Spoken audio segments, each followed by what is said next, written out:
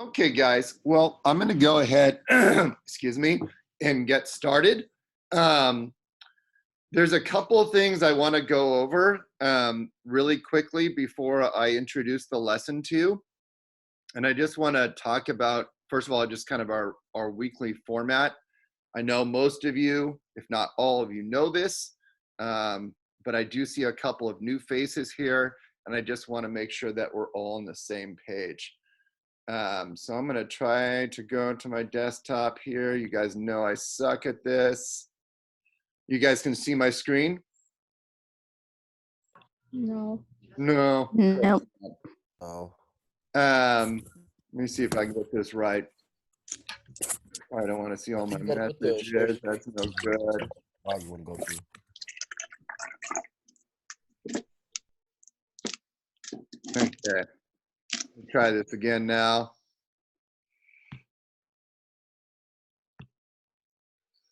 Dun, dun, dun. Share screen. There we go.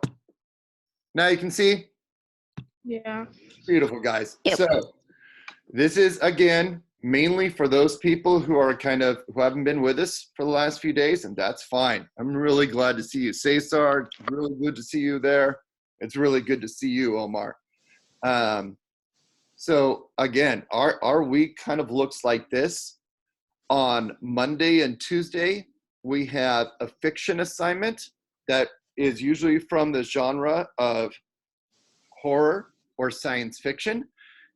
This week, it was The Veldt, which is one of my favorite short stories of all time. I hope you guys enjoyed that. Then, on Wednesday and Thursday, and actually I'm going to change this up, but I'll let you know about that this weekend, we do a second assignment. The second assignment is an informational text assignment. The informational text assignment is linked, if you will, to the fiction assignment that we did on Monday and Tuesday. So it will be in some way related.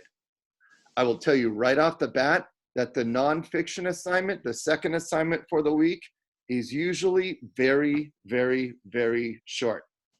How many people, has anybody already done that nonfiction assignment? I think I finished it, but I might be like one question away. Yeah. I'm done. How many pages was it, guys? It was like Pretty short. One at best. Yeah. It was the world's shortest assignment. So again, you'll have a longer assignment on Monday and Tuesday. I give it to you first, so you'll have longer to work on it. You'll have a shorter assignment on Thursday and Friday. I give it to you towards the end because it won't take a lot of time.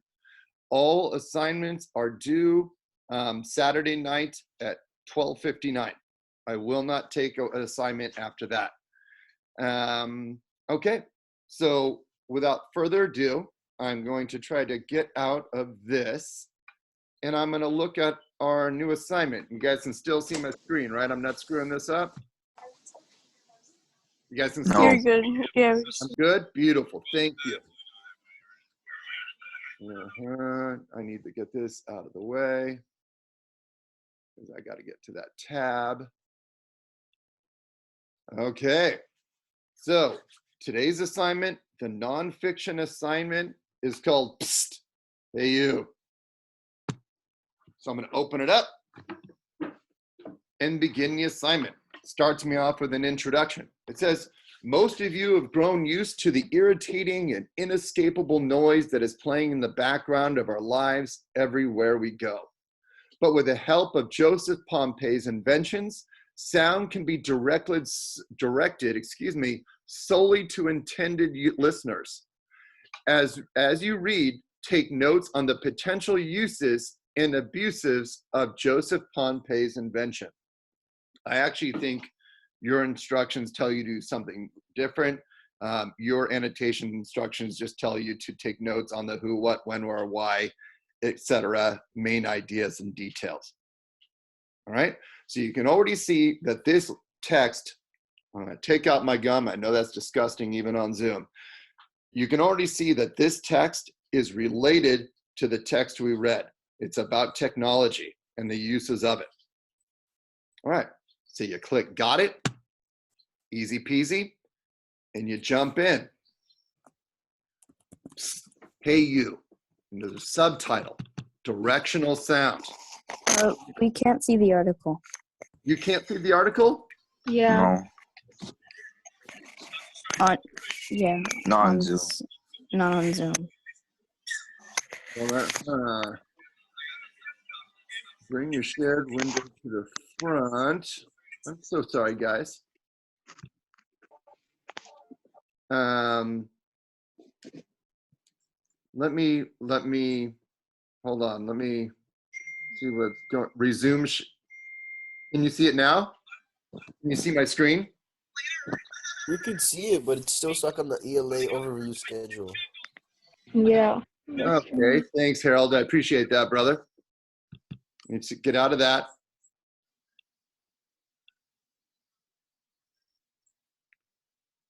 Okay, so let's try this again. My bad. Thank you guys for letting me know. So, man, I suck at this. Okay, share screen. Are we good now? Yeah. Yeah, we can see it. All right. Thank you guys very much. Really apologize for that. So I'm going to start it over again a little bit. Psst. Hey, you. We can't see your screen. Directional sound, right? Right off the bat, you see a subtitle. I love subtitles. Subtitles are hints.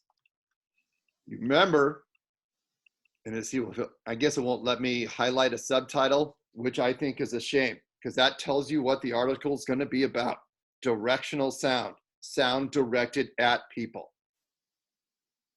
You were walking down a quiet grocery store aisle when suddenly a voice says, "Thirsty? Buy me."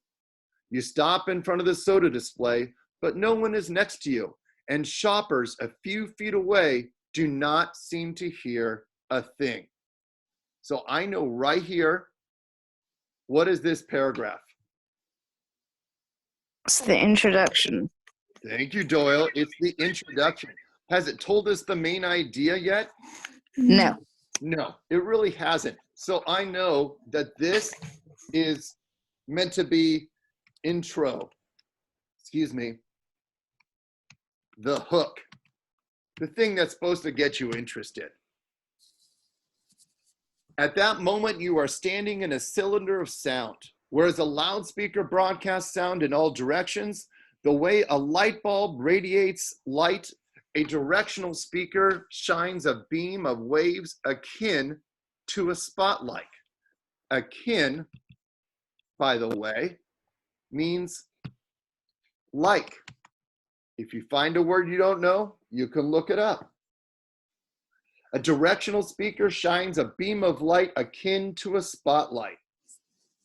The beam consists of ultrasound waves which humans cannot hear, but which can emit audible tones as they interact with the air. By describing these interactions mathematically, engineers can coax a beam of light to exude a voice, music, or any other sound. Okay, so right here, we're starting to get at our main idea. Sound can be directed.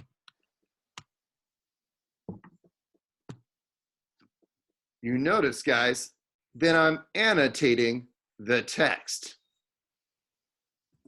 Continuing forth. Military and sonar researchers, tried to harness the phenomenon as far back as the 1960s, but only managed to generate highly distorted audible signals. In 1998, Joseph Pompey, then at the Massachusetts Institute of Technology, published algorithms that cut the distortion to only a few percent. He then designed an amplifier, electronics, and speakers to produce ultrasound that is clean enough to generate clean audio. Forgive me, I think I misread that. Pompey says. He trademarked the technology, Audio Spotlight, and started Holosonics Inc., in Watertown, Massachusetts. in 1999. Rival inventor Woody Norris markets a competing product called hypersonic sound from his American Technology Corporation in San Diego. Okay, I look at this paragraph and it strikes me that this paragraph is about, forgive me, I keep messing that up, the history of the research, how it was developed. Bam, done. And now we have one of our guiding questions. This is not one of the comprehension questions. It is not one of the graded questions, but it is one of the questions you need to get right before you proceed. I'm going to go ahead and click on it. Let's see what the question is. Move this down. I can. It says, which of the following best describes what the audio spotlight is? An extremely loud speaker. What do you guys think about that one? No. No. A No. little vague. Okay. There's a little bit of a distractor here because it is talking about sound, but it's too vague to be the answer. A speaker that makes sound waves travel farther. No. No. Nowhere in this article has it talked about distance of sound waves. C, sound that is at a frequency few can hear. Only Palaio. Okay, this is not like a dog whistle or something akin to that. Finally, sound that can be focused into a beam. Yes. Absolutely. All right, so I'm gonna get this back open here. Okay, fantastic. So that is as far as I'm taking you today. The article is only a few more paragraphs. Ladies and gentlemen, the expectation is that you annotate the text. You are receiving a grade for that. Not just copy my annotations, Johnny, if you're out there, okay? But annotate the text fully and completely, not just the full first two paragraphs. Then you need to answer these guiding questions, which are easy questions. They're questions just to make you sure you understand what you're reading. And then finally, you answer the question, the comprehension questions. There's usually just a handful, 5 to 8 questions, and there's a writing prompt that goes with it that must be 3 paragraphs and include a quote. Does anybody have any questions about what I just said? No. No one? Okay, so I'm going to move away. I'm going to stop sharing now. You can see my face again, for better or for worse. Yes. All right, guys. So those are the expectations. You've said to me that you understand them clearly. I have to admit, I was super concerned this morning with a couple of things. I was looking at student work and I was seeing tons of text that didn't do any annotating, or tons of text, tons of students who only annotated what I annotated. In other words, who only copied me. Guys, you can do better than that. These are, oh, the holy cow, who is that? Paul, you've shrunk. Oh, but you're way better looking now, Paul. Okay, I expect you guys. I agree. Yeah. Guys, you have to put in a better effort, okay?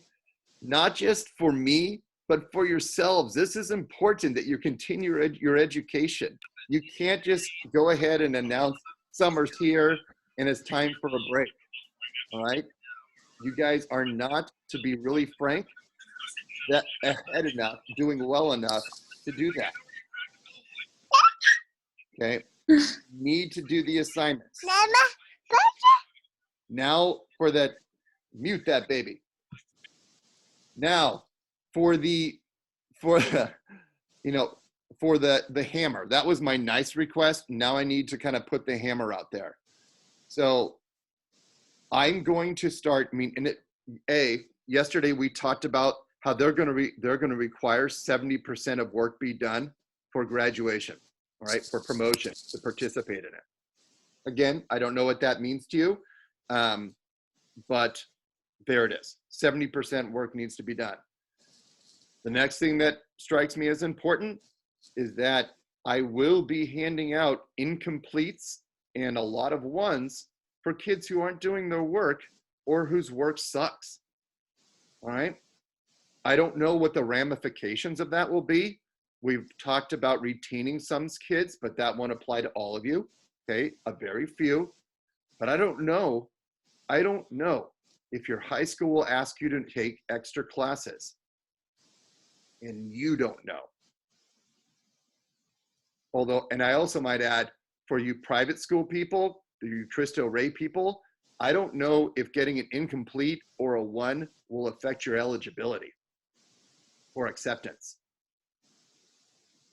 Okay, just putting that out there.